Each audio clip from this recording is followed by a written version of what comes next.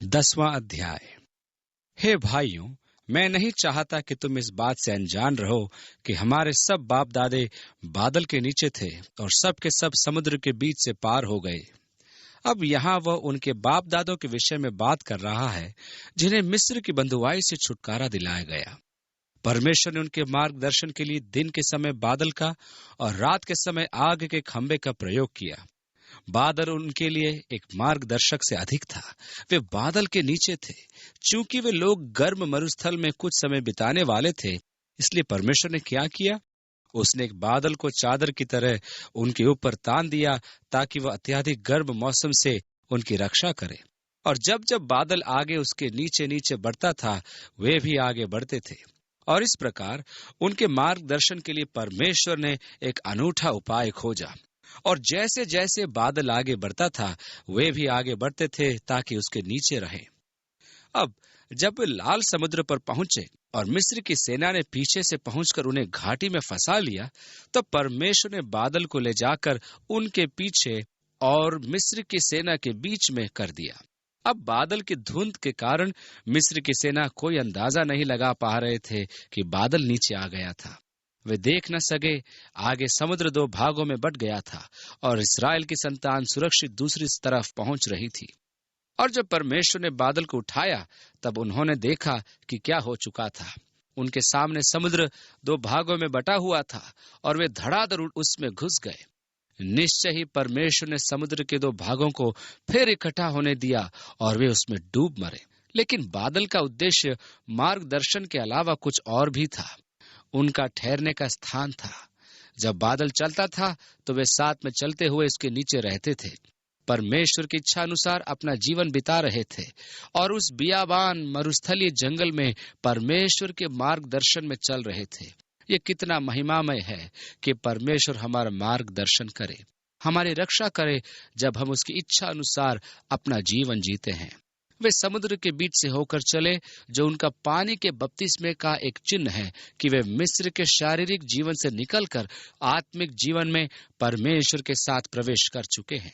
और सब ने बपतिस्मा लिया। लिखा है, समुद्र में से गुजरने के द्वारा आप उसे प्रतीक चिन्ह मान सकते हैं। और सब ने बादल में और समुद्र में मूसा का बपतिस्मा लिया और सब ने एक ही आत्मिक भोजन किया। परमेश्वर ने उन्हें स्वर्ग से मन्ना दिया और उन सबों ने खाया। और सब ने एक ही आत्मिक जल पिया, क्योंकि वे उस आत्मिक चट्टान से पीते थे जो उनके साथ साथ चलती थी, और वह चट्टान मसीह था। जैसा कि आपको याद है कि इस्राएल की संतान ने रफीदीम नामक जंगल में मूसा के पास आए और वे कहने लगे, हम बाल बच्चों और पशु समेत प्यासे मरने को है। तब मूसा ने यहोवा की दुहाई दी और कहा, इन लोगों के साथ क्या करूं, क्योंकि ये लोग मुझे पत्थरवाह करने पर उतारू हैं। यहोवा ने मूसा से कहा, इस्राएल के वृद्ध लोगों में से कुछ को अपने साथ ले ले, और जिस लाठी से तूने नील नदी के पार लहू बना दिया था, उसे अपने हाथ में ले ले और तू उस चट्टान पर मारना। और उसने लाठी ली और चट्टान पर मारा, और उसमें से पानी निकलने लगा, और लोग पिए और जीवित रहे, वे बचाए गए।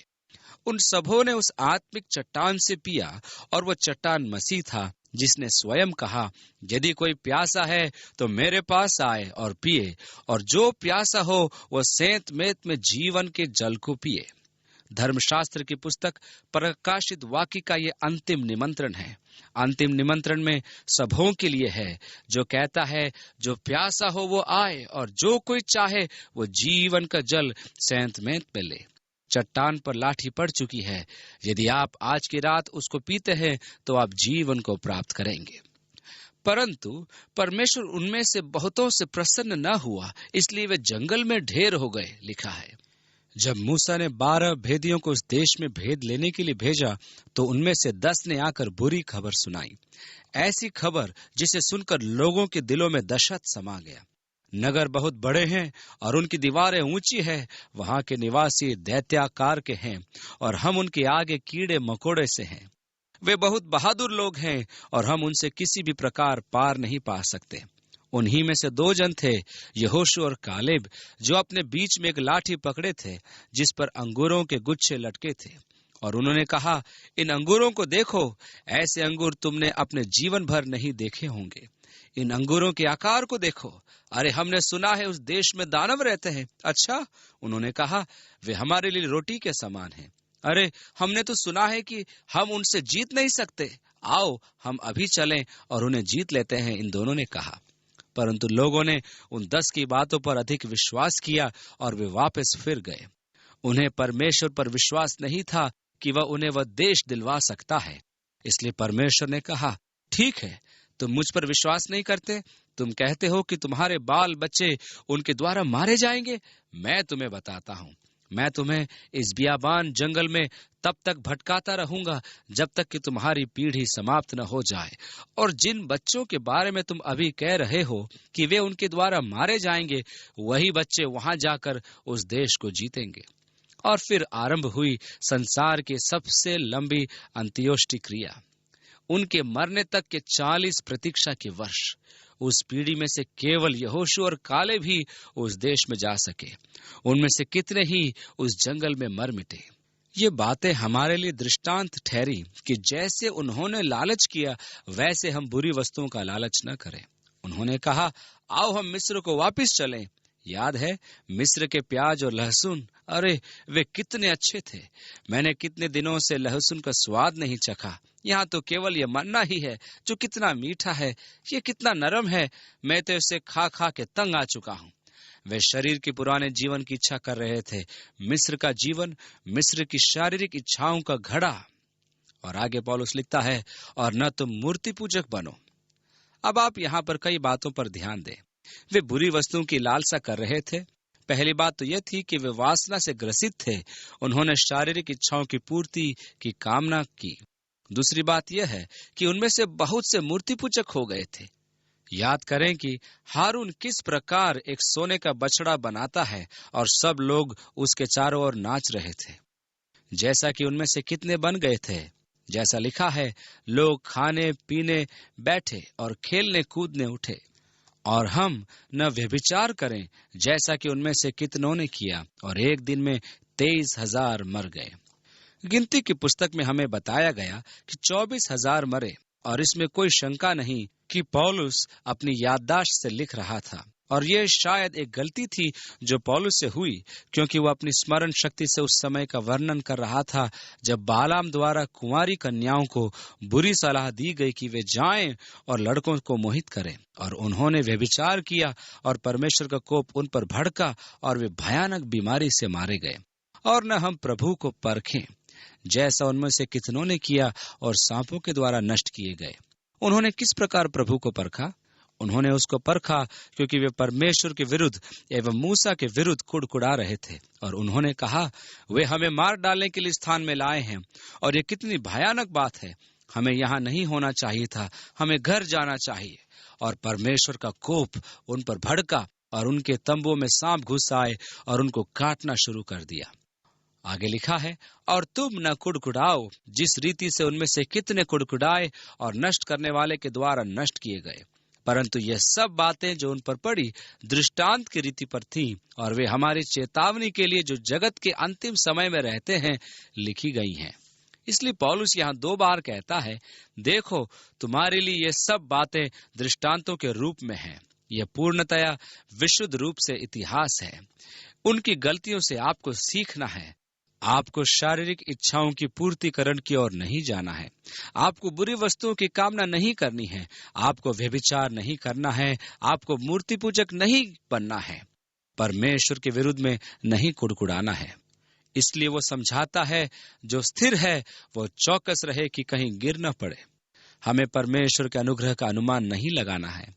तुम किसी ऐसी परीक्षा में नहीं पड़े जो मनुष्य के सहने से बाहर है। परमेश्वर सच्चा है और वह तुम्हें सामर्थ्य से बाहर परीक्षा में न पड़ने देगा, वरन परीक्षा के साथ निकास भी करेगा कि तुम सह सको। धर्मशास्त्र कहती है कि जब मनुष्य परीक्षा में पड़े तो वह यह न कहे कि यह परीक्षा परमेश्वर की ओर से है। प्रत्येक मनुष्य अपनी लालसाओं के कारण परीक्षा में पड़ता है। अंत में ये पाप को जन्म देती है।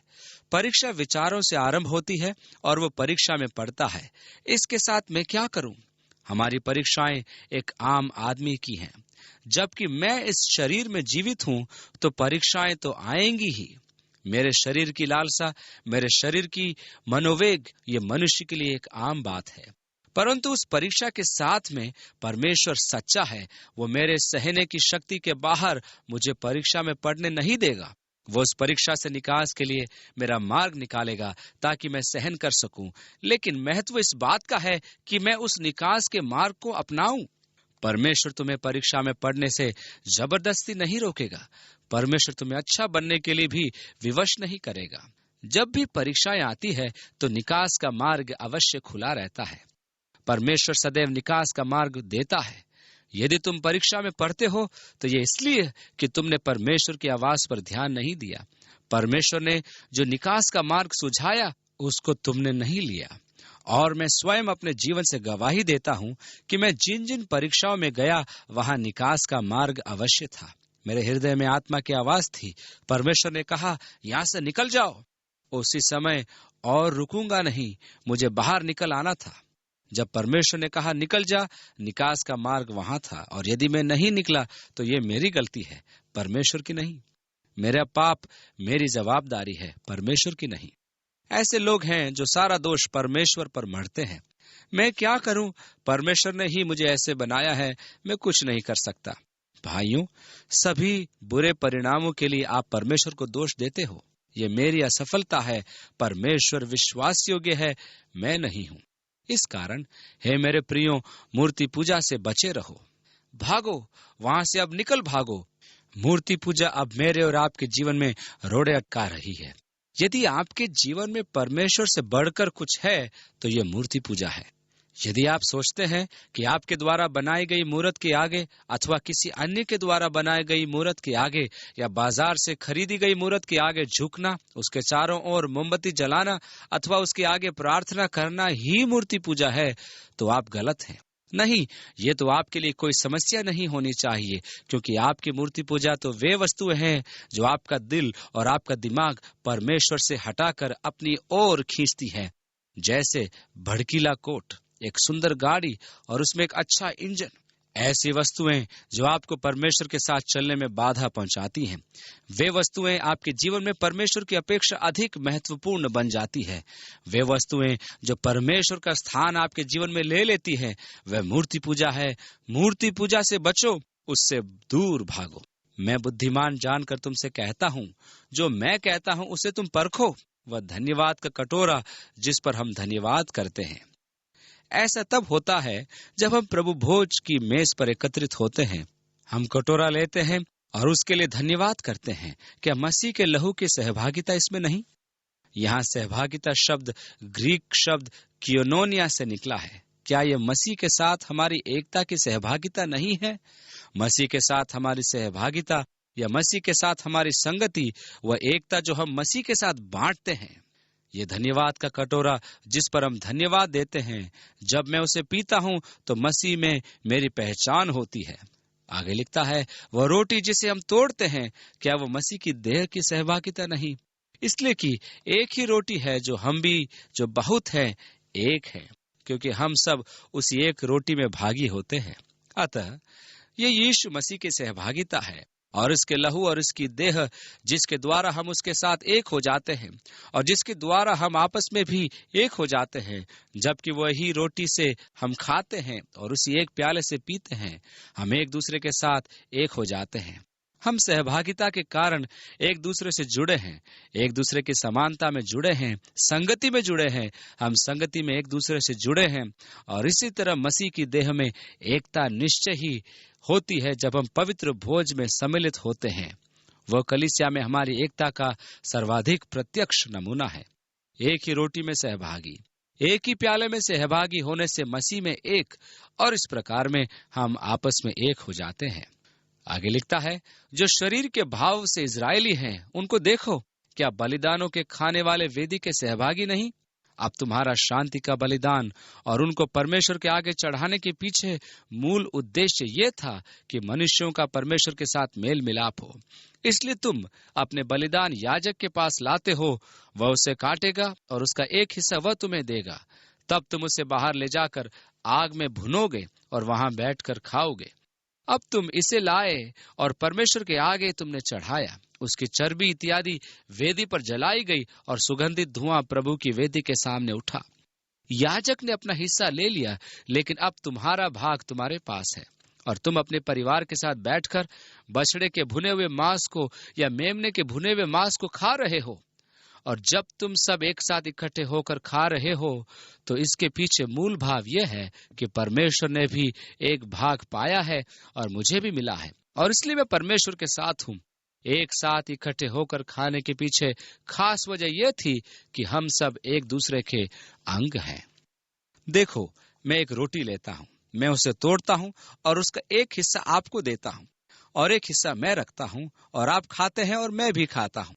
ये एक ही रोटी है, परंतु हम दोनों एक ही रोटी में से खा रहे हैं। हो सकता है कि हमारे मध्य एक सूप का कटोरा हो और हम दोनों अपनी अपनी रोटी उसी में डुबोकर खा रहे हों। अब जो रोटी मुझे शक्ति देती है वही रोटी आपको भी शक्ति देती है। वह रोटी जो घुलकर मेरे शरीर का हिस्सा बन गई है, वही रोटी आपके भी शरीर का हिस्सा बन गई है। अतः वही रोटी आपके शरीर का हिस्सा बन गई जब वो आपके शरीर में घुलती है, लेकिन वही मेरा भी हिस्सा बन गई है। अतः हम आपस में एक दूसरे के हिस्से हैं, क्योंकि दोनों को शक्ति मिल रही है और वही रोटी दोनों के शरीर में घुल रही है। और उन्होंने इस बात को देखा और ये उनके लिए कुछ बात थी, आवश्यकता को महसूस किया और उनके लिए इसे सविस्तार समझाने की जरूरत नहीं थी। ये सबों को स्वीकार्य था। आगे, इसलिए जब मैं मांस का एक भाग परमेश्वर के आगे चढ़ाता हूँ और वो प्रभु की वेदी पर जलाया जाता है, तो इसका अर्थ है कि परमेश्वर भी उसमें सहभागी है और अब मैं उसे खा रहा हूँ। इसलिए मैं परमेश्वर के साथ एक हो रहा हूँ। ये एक सुंदर विचार है और इस बात का सुंदर एहसास है कि हम परमेश्वर के साथ एक हैं। इसी प्रकार जब हम पवित्र भोज में सहभागिता करते हैं, तब यही भाव निहित रहता है, मैं यीशु मसीह का एक भाग बन रहा हूँ। जब हम इकट्ठा होकर पवित्र भोज में प्याला लेने के कारण और रोटी लेने के कारण सहभागिता करते हैं, तो वह अर्थात यीशु मसीह हमारा हिस्सा बन जाता है। और इसी प्रकार से जब इजरायली शरीर भाव से जब बलिदानों की वस्तुओं को खाते थे, वे वेदी के साथ वे सहभागी होते थे, वे परमेश्वर के साथ एक हो जाते थे। आगे पौलुस लिखता है, फिर मैं क्या कहता हूँ, क्या मूर्ति कुछ है? अब हम 8वें अध्याय में वापस चलते हैं और वहां सारा मामला यह है कि जब वो उनके मूर्ति रखे घर में बलि की हुई वस्तुओं को और एक निर्मल विवेक का भाई उन्हें वहां उसे खाते हुए देखकर और विचार करे, यदि वे ऐसा कर सकते हैं तो मैं भी कर सकता हूं। और अपने विवेक के कारण वह ठोकर खाता है, क्योंकि उसका विवेक उसको चोट पहुंचाता है। तुम कहते हो कि तुम्हें स्वतंत्रता है, और दुर्भाग्य से वहां कुरिन्थ में लोग अपनी स्वतंत्रता का प्रयोग विभिन्न देवताओं के मंदिर में मांस खाने के द्वारा कर रहे थे। मुझे यीशु में स्वतंत्रता है, इसलिए पौलुस पुनः उस विषय पर वापस आ रहा है। फिर मैं क्या कहता हूँ, क्या यह की मूर्ति पर चढ़ाया गया बलिदान कुछ है? यह मूर्ति कुछ है? नहीं, वरन यह कि अन्य जाति जो बलिदान करते हैं वे परमेश्वर के लिए नहीं परंतु दुष्ट आत्माओं के लिए बलिदान करते हैं।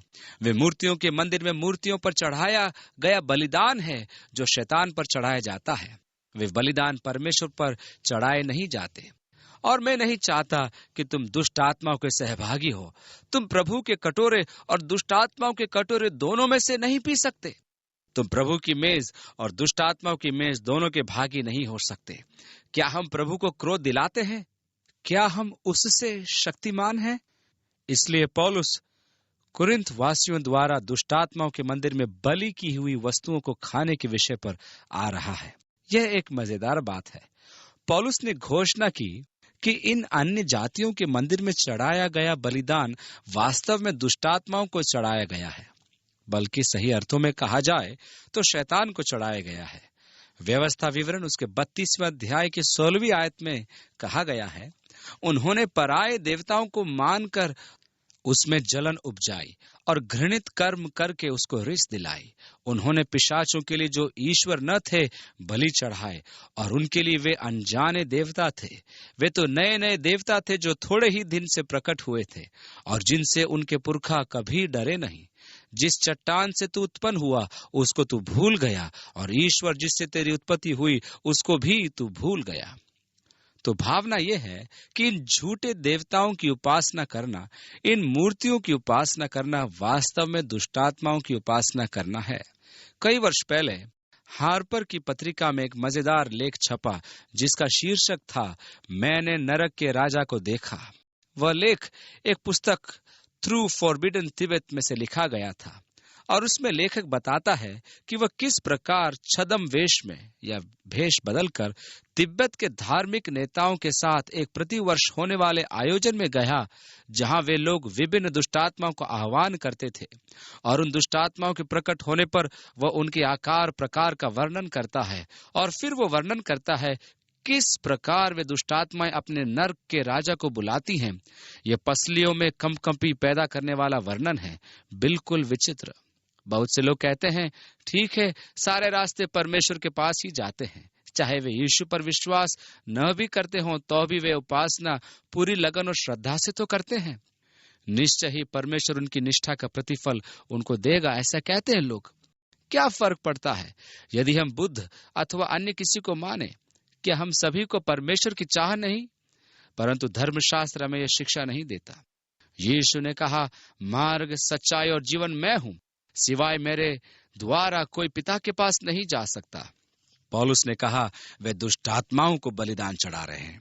और जिस प्रकार तुम परमेश्वर के आगे बलिदान की हुई वस्तुओं में से खाते हो और उसके साथ एकत्व का दावा करते हो, तो यदि तुम दुष्टात्माओं के समक्ष चढ़ाई हुई वस्तुओं को खाओगे तो तुम उनके साथ एक हो रहे हो, उस शैतान के साथ जिसका मूरत वहां है। और मैं नहीं चाहता कि तुम उनकी सहभागिता में रहो, उनके साथ एक हो जाओ, क्योंकि वे शैतान के हैं। इसलिए तुम परमेश्वर के कटोरे और शैतान के कटोरे दोनों में से नहीं पी सकते। तब तुम प्रभु की मेज और शैतान की मेज दोनों के साझी नहीं बन सकते।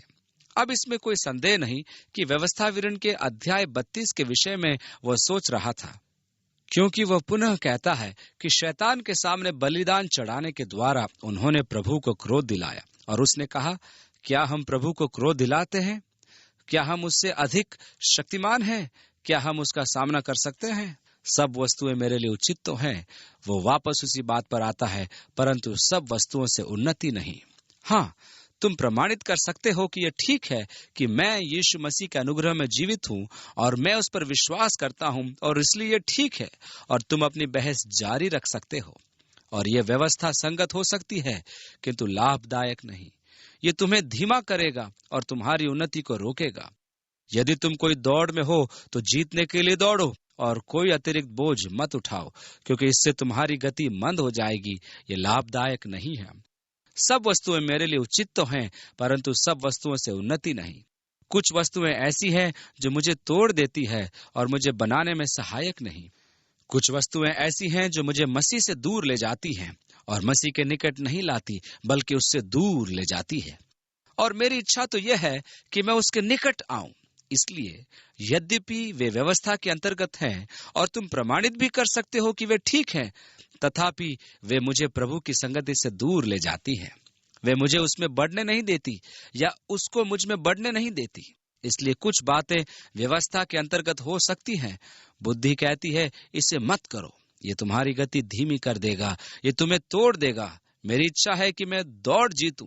मेरी इच्छा है कि मैं प्रभु में पाया जाऊं, उसमें बनाया गया हूं। कोई अपनी ही भलाई को नहीं वरन दूसरों की भलाई को ढूंढे, पौलुस लिखता है। केवल अपने लिए ही मत जियो, केवल अपने लिए ही नहीं सोचो, परंतु दूसरों के विषय में सोचो और दूसरों के लिए जियो। जो कुछ बाजार में बिकता है खाओ और विवेक के कारण कुछ न पूछो। उन दिनों कुरिन्थ के बाजार में कसाईयों के यहाँ जो कुछ मांस बिकता था वह पहले मूर्तियों के मंदिर में बलिदान किया हुआ होता था। इसलिए जब तुम कसाईयों के यहाँ मांस खरीदने गए, तुमने कहा मुझे 1 किलो मांस चाहिए, क्या वह मांस पहले मंदिर में चढ़ाया हुआ है? पौलुस कहता है इस प्रकार के प्रश्न मत पूछो, उसे बस खरीद लो, घर ले जाओ और अपने विवेक के खातिर उसे खा लो।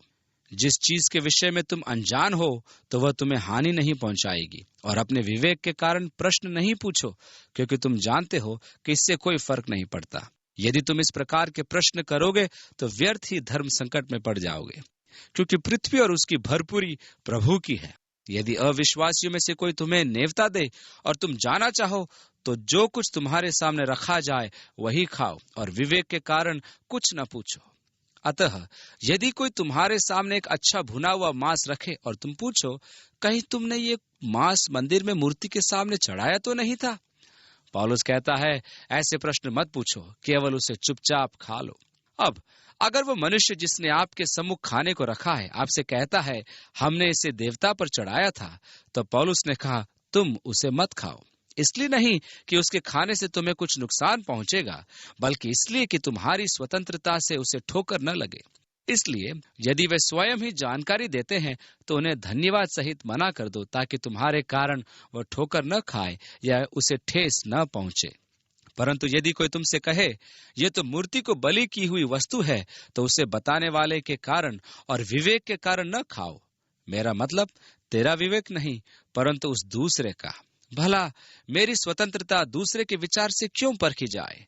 यदि मैं धन्यवाद करके साजी होता हूं, तो जिस पर मैं धन्यवाद करता हूं उसके कारण मेरी बदनामी क्यों होती है?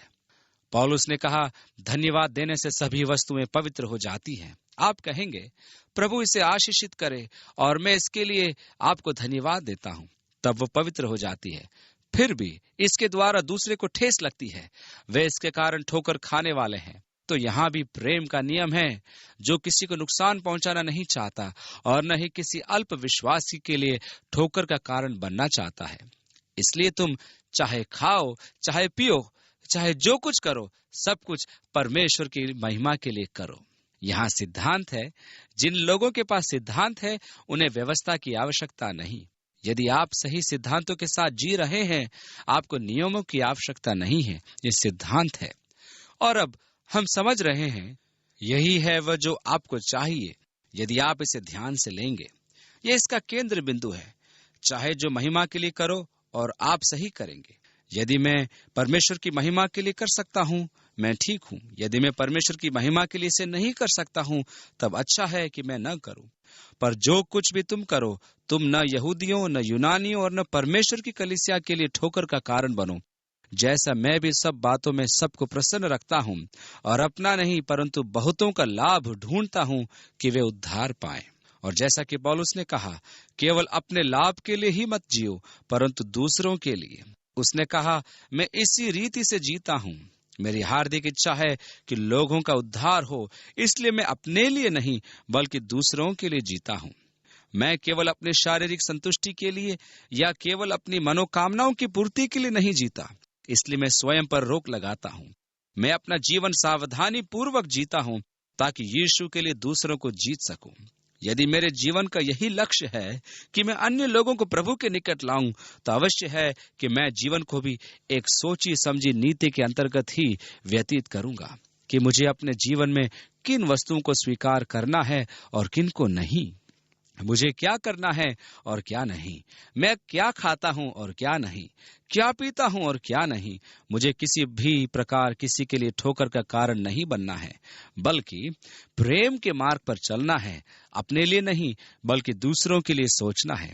परमेश्वर कृपया मेरी सहायता करे कि मैं इस जाति को आपके लिए जीत सकूं, प्रेम से रहूं, प्रेम से चलूं और प्रेम से सेवा करूं। क्या हम प्रार्थना करें?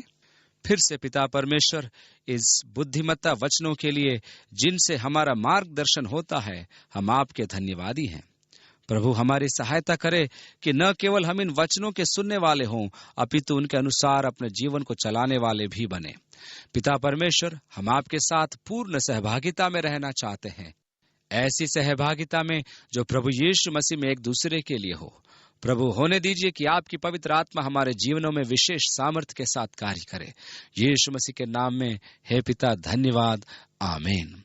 प्रभु का अनुग्रह भरा हाथ सदा आपके ऊपर रहे, वह आपका मार्गदर्शन करे और जो कुछ हम करते हैं उसे करने में आपकी सहायता करे। उसकी ओर लौ लगाने में परमेश्वर हमारी सहायता करे, इसलिए नहीं कि यह ठीक या गलत, परंतु इसलिए कि क्या वह उसे भाता है या भाएगा। क्या यह सबसे उत्तम है? परमेश्वर हमारी सहायता करे कि हम दोयम दर्जे के काम से ही संतुष्ट न हो जाएं, अपितु ऐसा दौड़ें कि जीते। परमेश्वर आज के दिन और इस सप्ताह भर आपके साथ रहे, क्योंकि हम वास्तव में चाहते हैं कि एक संतुलित और सदाचार का जीवन यीशु मसीह में होकर जिए। काश कि हम शरीर और शारीरिक वस्तुओं को अपने जीवन में महत्व न दें, शारीरिक लालसाओं के विषय में संयम रखें, ताकि हम आत्मिक वस्तुओं और अनंत जीवन के खोज में रहें, और इस प्रकार प्रभु आपको प्रतिफल दे और आशीषों से परिपूर्ण करे। जब आप उसके साथ सहभागिता में चलेंगे तो उसके समीपता को अपने जीवन में आप महसूस करेंगे। प्रभु आपको आशीष दे। आमीन।